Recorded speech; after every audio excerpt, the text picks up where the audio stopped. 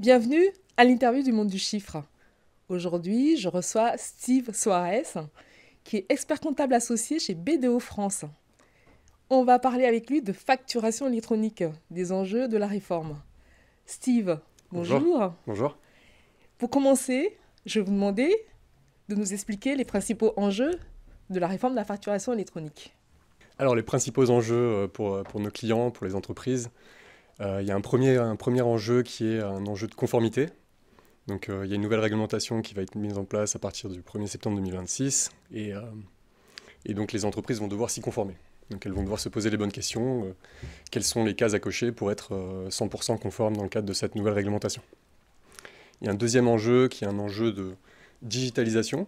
Alors, euh, En fait, dans le cadre de cette nouvelle réglementation, par définition, les flux vont être digitalisés et donc les entreprises vont devoir prendre le pli de cette digitalisation. Donc, toutes les entreprises n'en sont pas au même stade de digitalisation. Il y en a qui sont déjà très avancées et d'autres qui sont un peu plus en retard et qui vont devoir s'adapter à cette digitalisation-là.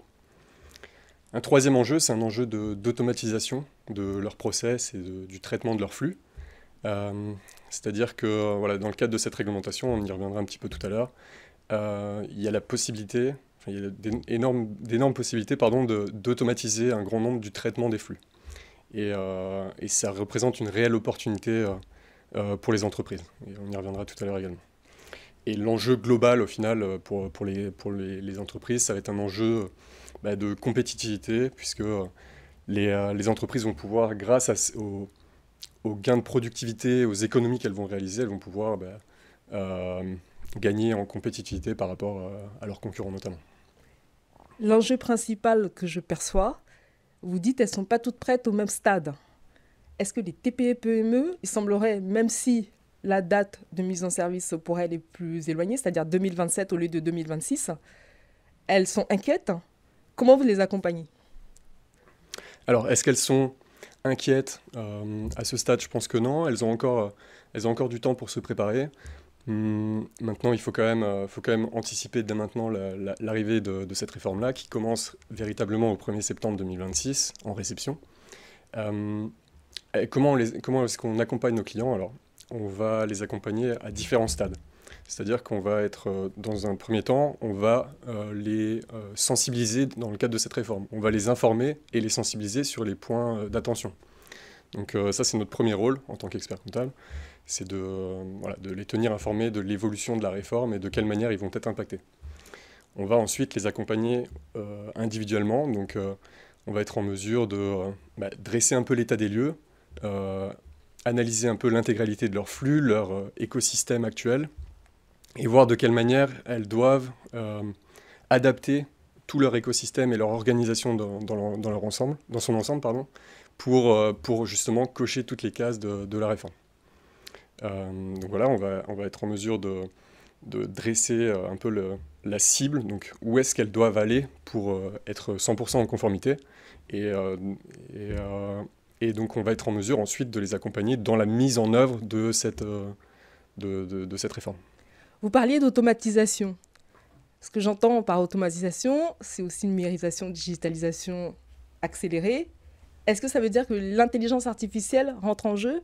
Comment vous l'utilisez? Alors comment nous on utilise l'intelligence artificielle au quotidien? Donc, dans le premier temps, en tant qu'expert comptable, on s'intéresse à toutes les solutions du marché qui utilisent l'intelligence artificielle. Donc, c'est-à-dire qu'on est en veille constante des différentes solutions du marché, des différents éditeurs qui proposent des solutions qui intègrent l'IA. Et donc, à la suite de cette veille, on va sélectionner, nous, les éditeurs qui proposent des outils qui intègrent l'intelligence artificielle et qui vont nous permettre soit, nous, de gagner en interne en productivité, soit apporter de la plus-value à nos clients. Donc c'est un peu de cette façon-là qu'on utilise l'IA. Et après, on l'utilise voilà, de plus côté métier. Et on l'utilise également en interne, sur des outils du quotidien. Et dans le cadre de l'IA générative également, beaucoup. Les entreprises vont devoir choisir une plateforme de dématérialisation. Comment vous les aidez à effectuer ce choix? En quoi est-ce que le choix de la plateforme est stratégique pour elles? Oui. Alors, il y a beaucoup de Il y a beaucoup de plateformes justement de PDP, donc les plateformes de dématérialisation de partenaires. Il y en a un peu plus de 80, donc ça peut être très compliqué pour les dirigeants, les DAF, de faire leur choix parmi toutes ces possibilités. Donc notre rôle, c'est vraiment comme je le disais, comprendre leurs besoins, voir quelles sont les spécificités de leur secteur d'activité, de leur taille, et les accompagner au mieux dans le choix de cette PDP. Donc on va dresser pour nos clients un cahier des charges, en fait. On va faire une présélection des PDP qui cochent le plus de cases par rapport à leur cahier des charges.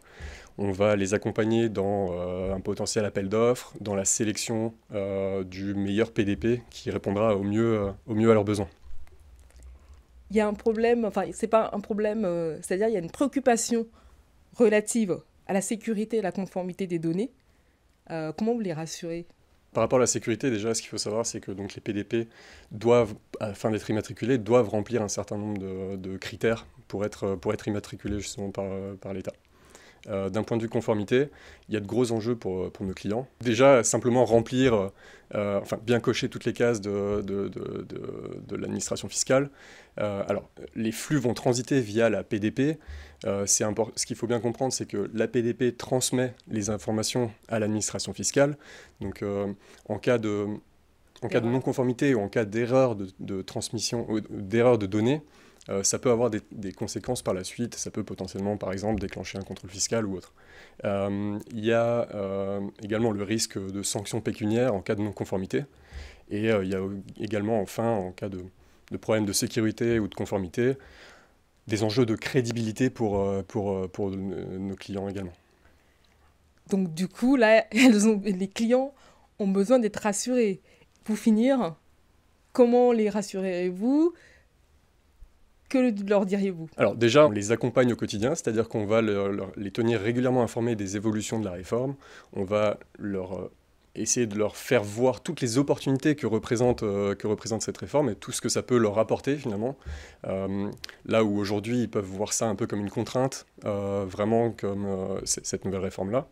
Donc on va essayer de leur apporter ça et de leur indiquer qu'on est là, qu'on est présent pour eux, pour les accompagner dans le cadre de cette transformation-là. Steve, merci. Merci à vous. Quant à vous, je vous retrouve bientôt pour une prochaine émission.